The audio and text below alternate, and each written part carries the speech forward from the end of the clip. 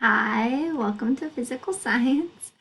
For this investigation, I will be doing a pre-lab and then I will go ahead and post a separate video for the actual lab demo that I do. But I'm just going to help you set up your science notebook and try to understand a little bit more of a background on investigation 2.3. If you feel like you don't need this, you do not have to watch this video. It's just to help you.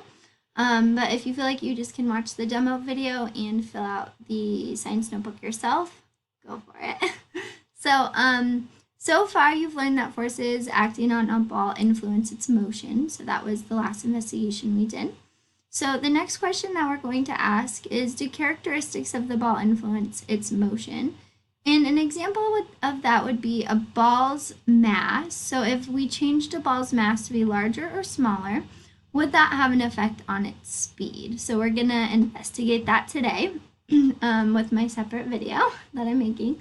So the materials that you'll need in this investigation are, actually I'll just let you read those on your own. So what I want you to notice about the materials is that you'll have an acrylic ball and a stainless steel ball. So those are sort of your two options. In the video that I demo, I will show you there's actually 3 balls that you will be able to choose from. One will be a steel ball, one will be an acrylic ball, but they will be different sizes. So you'll have to decide which one to choose for that. Go ahead and read A and answer it underneath, and then go ahead and read B and answer it underneath. When you're setting up your science notebook, you write this background. You will have to write the title at the top of your page. You will have to write the materials. Then you will write number 2, and then you will go ahead and just write A. You will answer the question, and then you will write B. Answer this prompt. And then now it's time to start planning your investigation. So to plan, you're going to make a data table. I will give you the mass of the ball when I put it on the scale and mass it. Then you will have to figure out what 3 things you will be measuring. You'll really only be measuring one thing, and that one thing will be the dependent variable.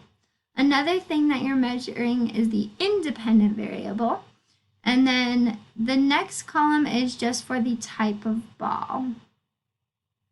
Then you will find the average speed of the ball for that particular mass.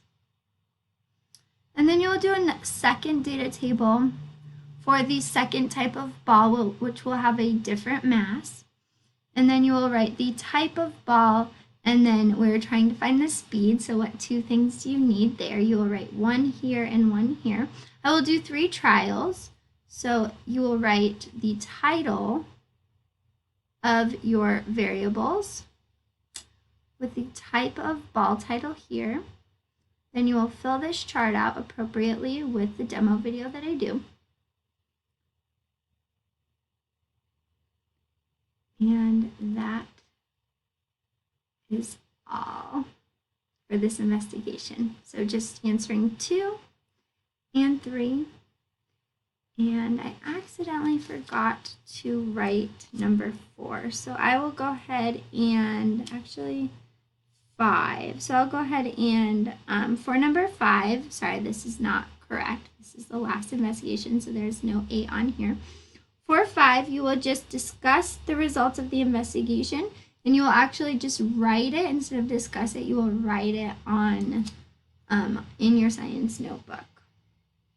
So you will just describe how mass affects the motion of the ball if the force is applied the same way.